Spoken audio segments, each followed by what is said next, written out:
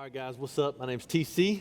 This is Marcel. my friend, my brother, Marcel.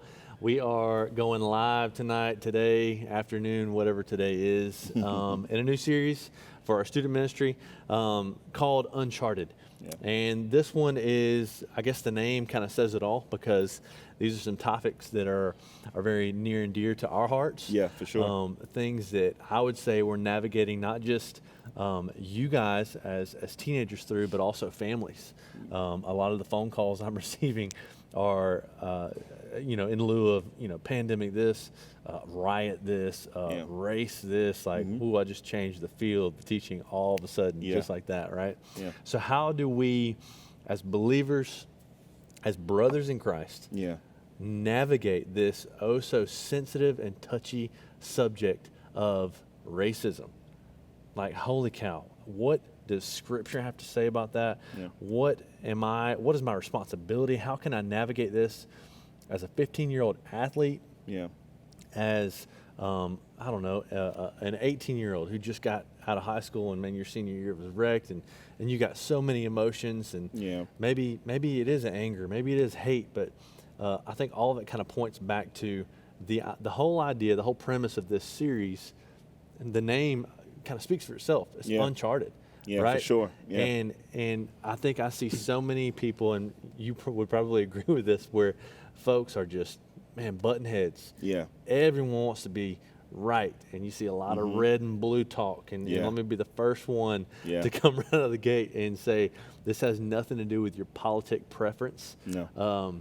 What we want to do, what we aim to do throughout these next, 6 weeks, as we go over some very sensitive and touchy subjects, is show you how this, God's Word, the Bible, transcends your opinion. And what I don't want, and what probably Marcel doesn't want, is I don't want you to go, well, man, I just need to be right. Because I think what we can miss out on is you can still be right and wrong. Come on. Right? For sure. And so how do we, in lieu of everything that's going on, right, starting with a very lighthearted topic, how do we choose, instead of being right, how do we choose what is good according to God? Because you might have an opinion on what you think is good, but again, that's someone's opinion, right? Yeah. So, man, I'd love to just start a conversation, right? And what we talked about earlier, we're not going to be able to hit every little thing inside or underneath the umbrella of racism. There's no way. We'd be here for hours, right? For decades. Right. But, man, like, when I see this stuff, I mean, it breaks my heart because I got a friend in you, I got a brother in you, and I love you and your family dearly. Yeah, man, I love you back. Man, you're not just a prop up here. Like, I'm learning from you, and you have taught me so much. And so I guess as a 30-year-old white guy, and I'm going, holy cow, I'm being taken to school. What would you say, just right out of the gate to our listeners? Maybe you're 14 listening to this and going, I didn't know this was a problem. Like, you know what I mean? Just everyone is just in their own, leaning in on a couch right now going, holy cow, what's the church going to say about this, right? Yeah. Right out of the gate, what would you say to that person? What have you seen? What have you observed? And I don't know, just what's your thoughts on what's going on right now? Yeah, for sure, man. Well, in case you don't know, I'm a black guy, so I have a lot to say about. I have a lot to say about this topic. But what I would want to say, just kind of out the gate, is that be mindful that people are people, right? Like, God made us all in His image, and so any type of racism, any type of supremacy is wrong. And so at the root of all of this nonsense and the social inequality, it's sin. Yeah. And so we have to see it for what it is. And so to God, sin is sin. Racism is just along the same lines as lying. It's along the same lines as murder. It's along the same lines as any other sin that is noted in the Bible. And the God explicitly tells us not to partake of, right? So you have to be mindful of what it is. So racism at its core is sin. And so Jesus came to break all of those social barriers once He entered into the earth's atmosphere, and He did that. For the duration of His ministry here on earth. Right. And so we have to realize that as a believer, that our job is to do the same thing and break those boundaries, Right. because that's what Jesus came to do. Right. We used to wear a bracelet back in the day that says, "What would Jesus do?" Oh, WWJD. And so, right, you remember that? Yeah. And it's like, yeah. this is what Jesus would Right. do. He would be super It intentional. makes me want to break it back out. Like, oh man. Hey, That's but a he would gut be shot. super intentional No, you're about right, breaking you're those right. barriers down and just loving people because they're people. And we've talked about this, right? Right. Like not Right. loving them because they don't look like Right. you, but loving them Sure. because God has made Right. them in His They're image, people. and they're people. Yeah. We right. are all people. Right. So, man, that's good. That's helpful for me just right out of the gate. So, what would you say? I know this feels like an interview. It's more of a conversation. Absolutely. So, I've seen so many folks who are in the camp of like, okay, I agree, there's a problem, Yeah. and I think I myself would probably sit in this camp, and you kind of feel like you're walking on eggshells. Like, okay, so what can I say and Yeah. what can't I say? And Yeah. I guess basically what I'm getting at is if I'm in this camp of going, okay, I see that there is a problem. I might not be able to put my finger on it, Right. but what would you say to the teenagers and families, folks watching this, hearing this, and they're going, I'd like to be a part of the solution, but Marcel, TC, I don't even know where to start. Yeah.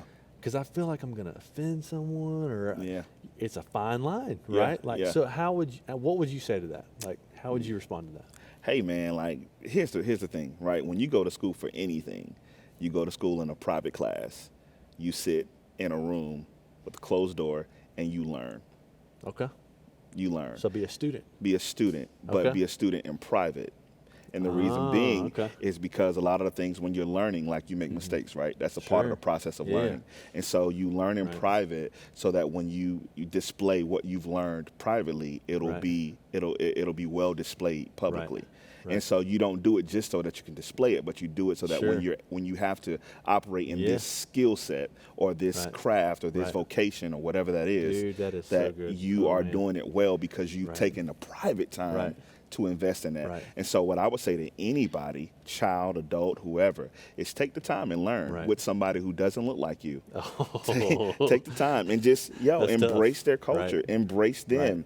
Like, ask them questions. Ask Right. them the tough questions, the Right. questions that make you feel uncomfortable. Yeah. Ask them those Right. questions with the understanding that, hey, Right. I just want to know, hey, Right. is this okay? Right. Like, I've heard this about this. Right. Is this okay? Right. And ask them and see how they feel about it. Let them know why Sure. they don't feel Yeah. good about it or why it may not even bother them. Like, Right. learn that. Right. And so that way, when you talk about it publicly, you're super educated, but now Sure. you're not just educated with just knowledge, but you're educated with relationship. Dude, that is gold, man. So like that's huge because like I think what you're getting at is motive Yeah. is massive. Yeah. I mean, like, because you can go about this completely the wrong way, right? I can Yeah. go and hey Marcel, what's the right thing to say? That's the wrong question to ask. Correct. Right? Like Correct. obviously that's important, but Yeah. if I came at you saying, "Hey, what's the right thing to say?" immediately you would go, "He still doesn't get it." You know what I mean? Like, Yeah. Yeah. So that's Yeah, huge. but So- you learn. But that's good. What you just Yeah. said, because in private time, just Yeah. with your spouse or Right. anybody that you love, your brother Right. or sister, Right. you learn them. You learn their body language. Right. You learn what they like. You learn what they care for. You learn what they don't Right. care for. Yeah. And so you learn how to handle them. You learn how to adapt to Yeah. them, just out of relationship, Yeah. not because you trying to walk on eggshells, but like, Right. hey, I know that you would appreciate this. Yeah. So this is how I'll adapt Yeah. to you. Right. In my life, Right. because I want you in my life, Yeah. and so you learn how to adapt, and you learn Right. how to be Right. with them because you Right. love them. Right. I think that's even, gosh, man, it's just such a beautiful picture of like this mosaic. Yeah, man. You know what I mean? Like, Yeah. because like you said, like that's some uncomfortable questions. It's some uncomfortable settings even. Like, No doubt. Because you're having to step outside of what is comfortable Yeah. and go, Marcel, I'm sorry, but I don't even know what I'm sorry for. You know what I mean? Like, and I don't know. I think that vulnerability is Yeah. it's fresh. Yeah. Sure. You know what I mean? And, Sure. and man, I appreciate you having grace for dumbheads like me. Who uses Not the at all, phrase man. dumbhead? You know what I mean? Like, TC. right. Fair enough.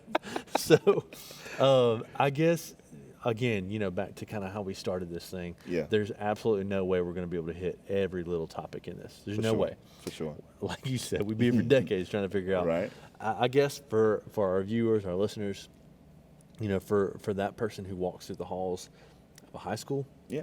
a middle school, your job, my job, Yeah. A college, whatever that is, whatever your background, whatever your context is, that is secondary to this. Yeah. So how would you, I'm trying to figure out how to frame this up. What would you say would be some good advice for folks listening instead of just being reactive? Because I think just from my observation, I see a lot of folks who, man, they're really loud on social media. Yeah. I mean, right now we're just in an extra unique time, but things are different today than they were 10 years ago, and then they were 10 years prior, obviously, and it's going to continue to evolve. That's the scary thing. So I guess for the sake of, I don't know, people posting things that, maybe it is their preference, but they don't realize how they're coming across to their black brothers and sisters. Yeah. And on one hand, they go, man, I'm claiming this political party or this idea or whatever, and on the same hand, they're claiming Jesus' cross. Right. And that's the conflict where I'm like, whoa, man. Like, I'm reminded of that verse in 1 Corinthians chapter 13, verse 2. It says, I can have prophetic powers and understand all mysteries and all knowledge. So I love that Paul uses, he's the author of that book, he uses the word knowledge. Yeah. I can have all the knowledge in the world. And he goes so far to even say, even if I have all faith, so as to remove mountains, but have not, keyword, love. Yeah. I am nothing. Yeah. So, dude, you are dismantling your faith. Yeah, sure. I see it. And man, that is another fine line to walk. You know what I mean? So, like, whether adult, teenager, what would you say would be some good proactive advice? Because a lot of folks are going reactive, right? No doubt. Yeah. Man, I'm not racist. I'm not. I love Jesus and whatever slogan you want to hashtag jump on the train with. What would you say would be some good advice for those folks? Proactive, man. That's a great question. I would say, start defending people, man. Yeah. Just defend people. Yeah. So we have to get past, like you've mentioned, political biases and things of that sort, because the fact of the matter is that love has nothing to do with any of that. Right. And so God has commanded. Jesus is still on his throne. Come on, man. Right. Like he's commanded us to love. As a matter of fact, he says, this is the only way that people will know that you are of me. That's right. John 13. If you love people. So we have to learn how to love people well. Yeah. And in loving people well, we defend people. So like TC, you have brothers, sisters? Yeah. Okay, so I can't talk about your brother. Right. Just any kind of way. We're going to have some problems, right?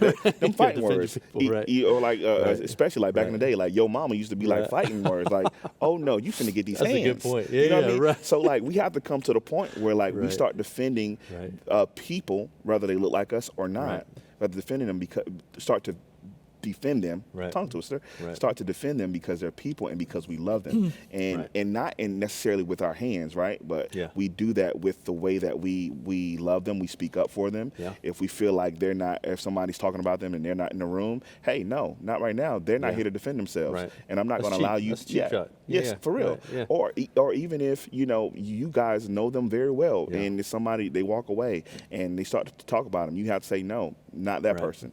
They're our brother, they're our sister, whoever they may be. Like, we have to learn how to defend them because we love them. Right. And so our defense for them is a byproduct of our love for them. Man, that's huge. So we have to love them. So that's how we become proactive, because when you love people, man, like, you ain't got to tell me to defend my wife. Like, that's just something I'm going to do. Right. You ain't got to tell me to defend my son or my daughter. Right. That's something I'm going to do because I love them. As a matter of fact, you ain't got to tell me to defend TC because I love you. Yeah. And so if somebody got something to say, they got to come through me. Like, that's how it is. And so that's the kind of love that God has for us. Yeah. Right, that's huge, man. That's huge. So we gotta extend that same love and grace for our brothers, man, and our sisters. Yeah. No, that's huge, man. I think maybe this is a good segue into kind of getting into some family discussion questions that, whether you are at Midtown campus or at Fairhope or Daphne, wherever you are, Thomasville, it doesn't matter. I hope this conversation kind of generated some questions Yeah. on your own, right? Maybe it's right there in your living room with your mom and dad or your siblings or whatever that context is. But I think, and you correct me if I'm wrong here, I'm giving you the liberty to do that, all right?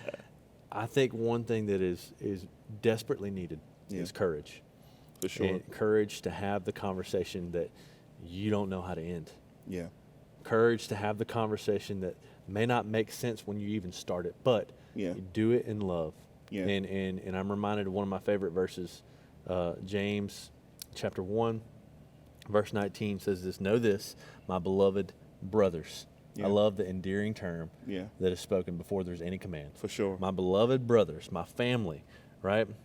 Let every person be quick to hear Mm-hmm. and slow to speak. That's good. You know what I mean? So like That's having good. the courage to speak, or excuse me, courage to listen Right. and just listen. Yeah. You know what I mean? Yeah. Hey, Marcel, I don't know what's going on right now. I don't like it. I know the solution is Jesus, but help me be a part of the solution here. Correct. And just listen. Correct. You know what I mean? Just leaning in love, saying, I'm here. No doubt. Even if I don't know how to navigate this weird, sensitive time, I'm still here. Yeah. Yeah. You know what I mean? Yeah. So- That's big, man. Yeah. That's So big. anyway, I hope that helps you at home over the next, I don't know, few weeks, definitely as we're stuck at home in quarantine, but also just as you navigate all the tomorrows to come.